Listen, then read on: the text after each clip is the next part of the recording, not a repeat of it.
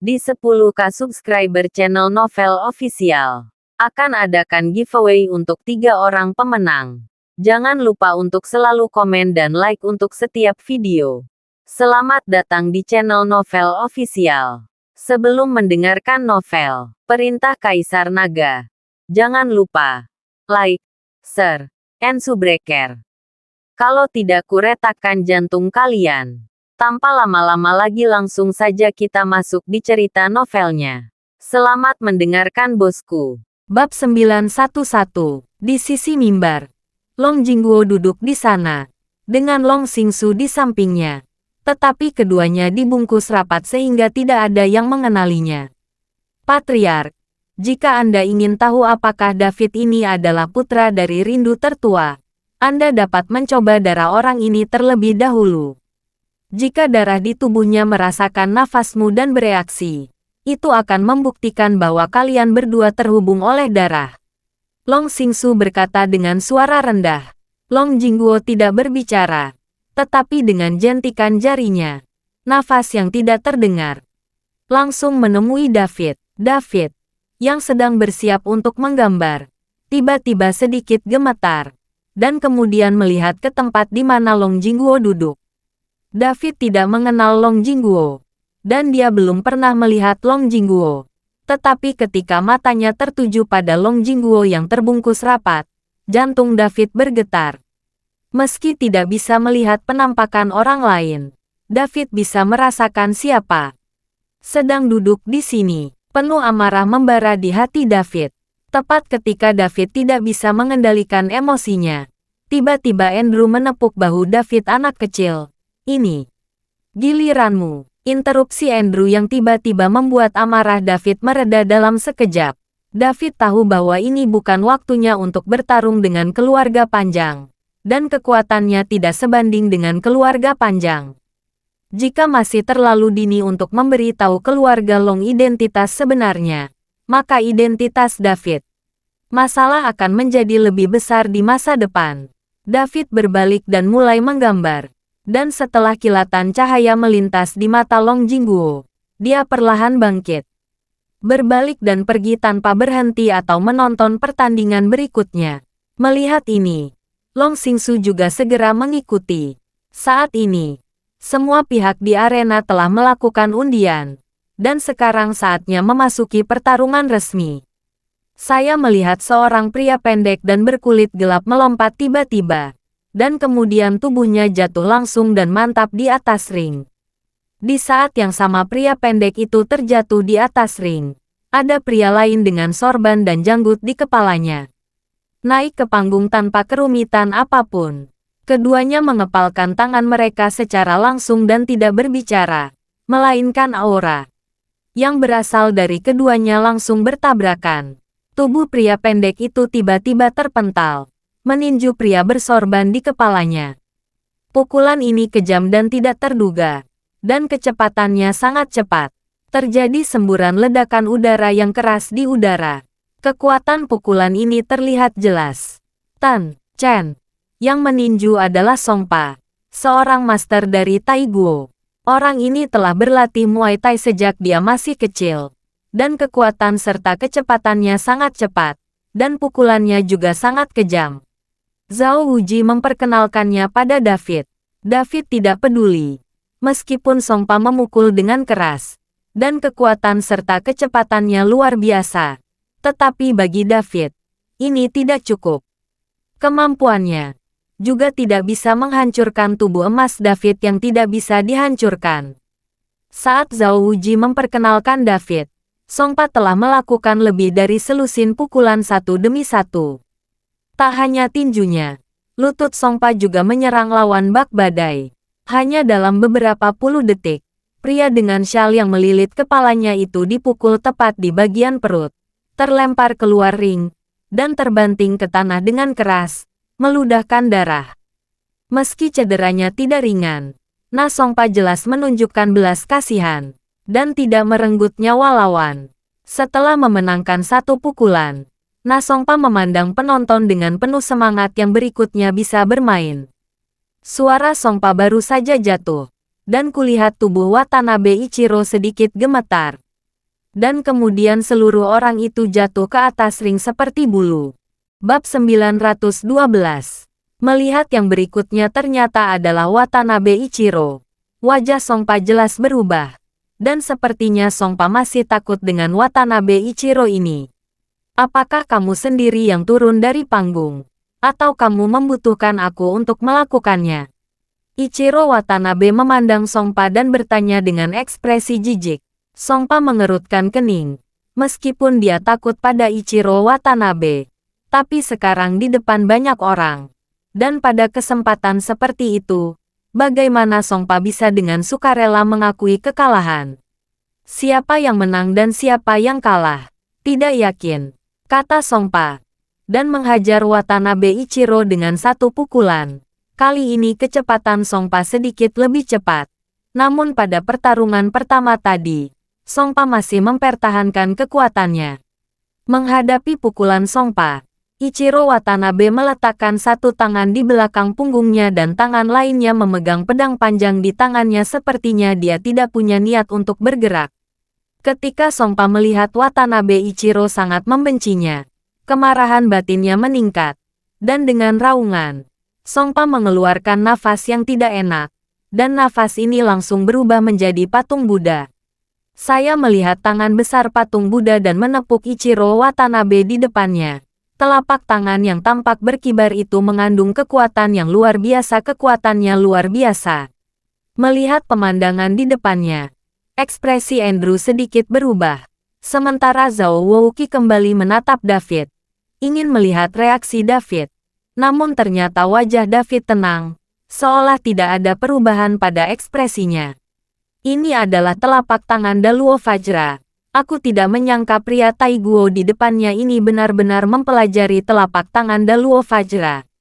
Kekuatan telapak tangan ini mungkin lebih kuat dari bom. Aku ingin tahu apakah Ichiro Watanabe bisa menerimanya. Ichiro Watanabe tidak takut. Kenapa dia masih tidak bergerak? Di mimbar, semua orang berbicara. Songpa mengeluarkan raungan. Dan telapak tangan Daluo Vajra seperti puncak gunung. Melihat telapak tangan itu hendak mengenai kepala Ichiro Watanabe, Ichiro Watanabe masih berdiri tak bergerak.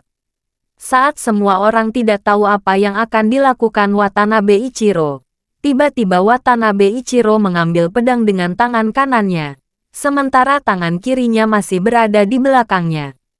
Banyak orang tidak melihat dengan jelas apa yang diduduki Ichiro Watanabe. Tetapi ekspresi beberapa orang berkuasa di tribun sedikit berubah saat ini. Dan David juga mengubah ekspresinya. Karena dia bisa melihat bahwa Watanabe Ichiro ini tidak melakukan apa-apa. Tapi tiba-tiba bergerak. Dan dia sudah menghunus pedangnya dan menikam lebih dari selusin pedang. Hanya saja karena kecepatannya yang begitu cepat sehingga banyak orang yang tidak bisa melihat gerakan Watanabe Ichiro dengan jelas. Patung Buddha yang terkondensasi di depan Ichiro Watanabe mulai menghilang. Dan Songpa memandang Ichiro Watanabe dengan keterkejutan di matanya. Keduanya hanya berjarak setengah meter. Tapi tidak ada yang bergerak saat ini. Hembusan angin sepoi-sepoi bertiup. Dan tubuh Songpa tiba-tiba terjatuh di atas ring. Saat tubuh Songpa jatuh ke tanah, semburan darah keluar dari tubuh Songpa. Seperti anak panah berdarah yang melesat ke segala arah, membuat cincin itu berdarah. Setidaknya ada belasan lubang darah di tubuh Songpa, dan keseluruhannya, orang tersebut akan ditikam ke dalam sarang lebah. Mata Songpa membelalak, dan dia tidak bisa mengistirahatkan matanya. Saya tidak bisa menyalahkan saya karena tidak menghargai kesempatan ini agar Anda mundur dari panggung. Melihat tubuh Songpa, Ichiro Watanabe berkata dengan bangga. Semua orang menyaksikan adegan ini dengan kaget. Kekuatan Ichiro Watanabe melebihi batasnya. Imajinasi banyak orang, Andrew, yang awalnya penuh percaya diri, berubah menjadi sangat serius saat ini. Zhao Wouqi menoleh dan menatap David dengan tatapan khawatir. Kekuatan yang ditunjukkan oleh Ichiro Watanabe sungguh mengerikan. Jika David bukan lawannya, dia pasti akan terbunuh saat itu juga. Bab 913. Tan, Chen, Zhao Wouqi ingin memastikan dengan David apakah David yakin bisa mengalahkan Ichiro Watanabe. David tidak berbicara, tapi menatap Zhao Wouqi dengan tenang. Zhao Wouqi tidak berkata apa-apa.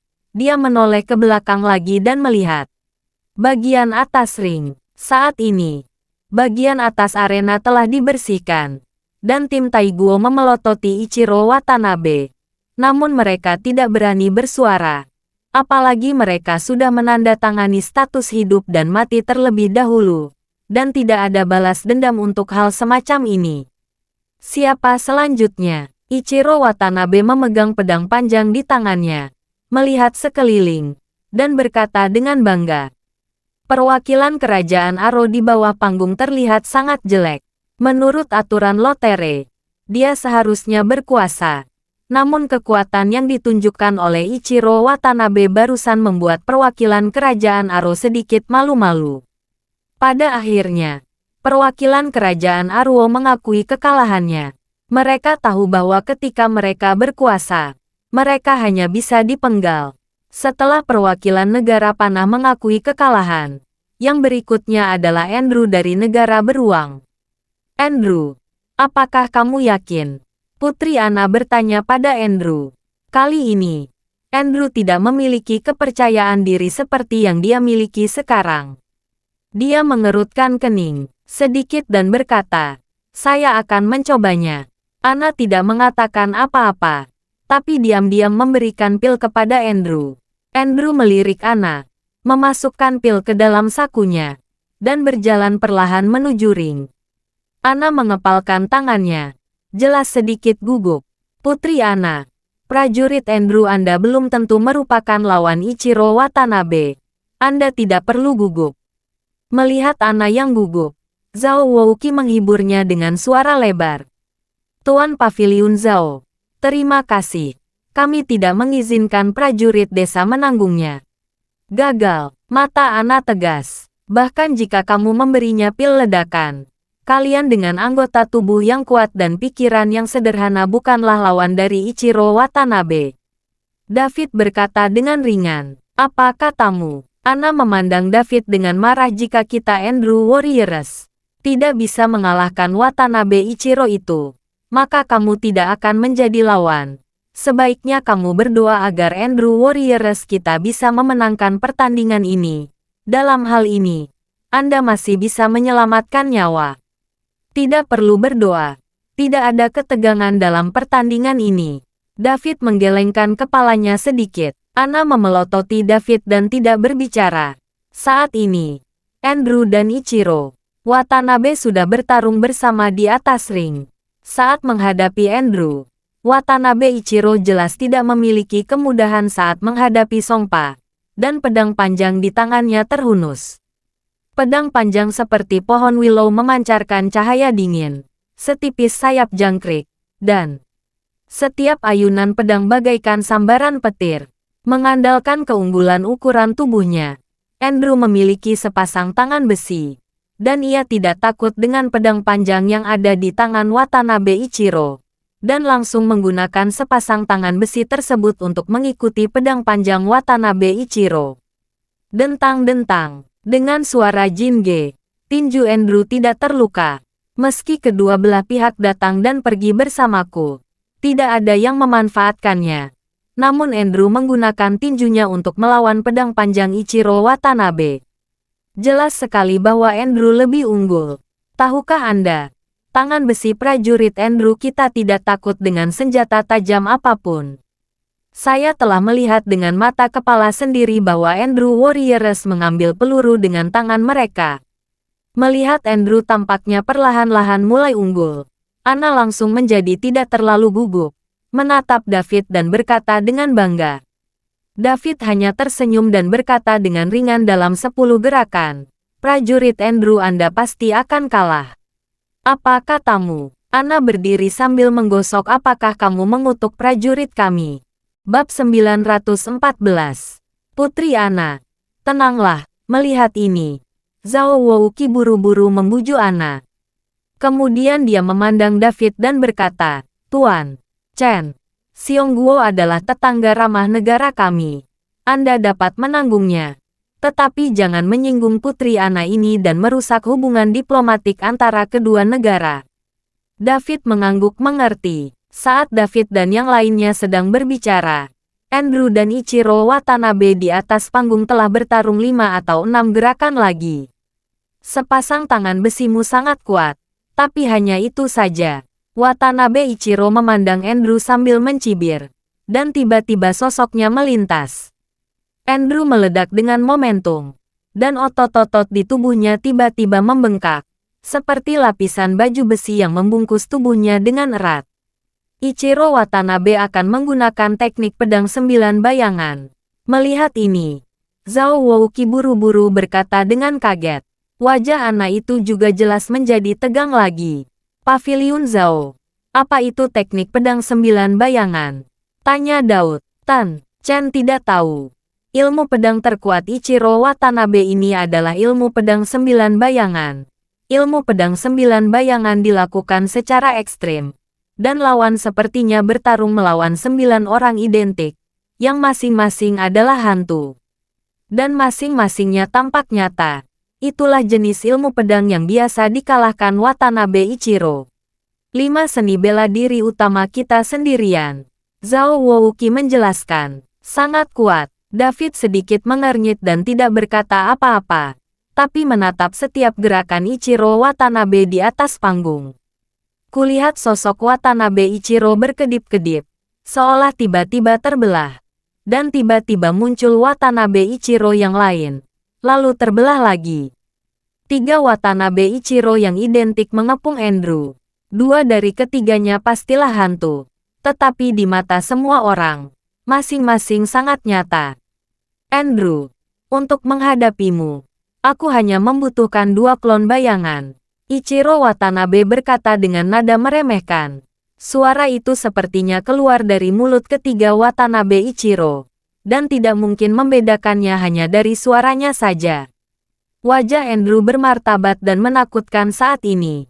Dan tanpa ragu-ragu, dia mengeluarkan pil obat yang diberikan Ana dari sakunya dan melemparkannya langsung ke mulutnya. Mengaung. Setelah obat mujarab dimasukkan, tubuh besar Andrew mengeluarkan suara gemuruh. Lalu, otot-otot di tubuhnya mulai membengkak dan pecah-pecah. Tak lama kemudian, tubuh Andrew berubah menjadi beruang coklat besar yang ditutupi bulu coklat, dengan mata merah yang memperlihatkan taringnya. Manusia beruang. Zhao Wouki memandang Ana dengan heran. Ana tidak berbicara, tetapi menatap cincin itu dengan gugup. David sangat terkejut saat melihat Andrew berubah menjadi beruang coklat. Dia tidak tahu apa itu manusia beruang. Dan ini adalah pertama kalinya dia melihatnya. Dia tidak menyangka hal-hal seperti ini ada di luar negeri. Berani bertransformasi di depan mata semua orang. Sepertinya kamu juga tahu bahwa kamu pasti kalah. Ichiro Watanabe sepertinya tidak terkejut sedikit pun karena Andrew tiba-tiba berubah menjadi beruang coklat. Sebaliknya, ada sedikit kegembiraan di wajahnya. Mengaung, Andrew meraung.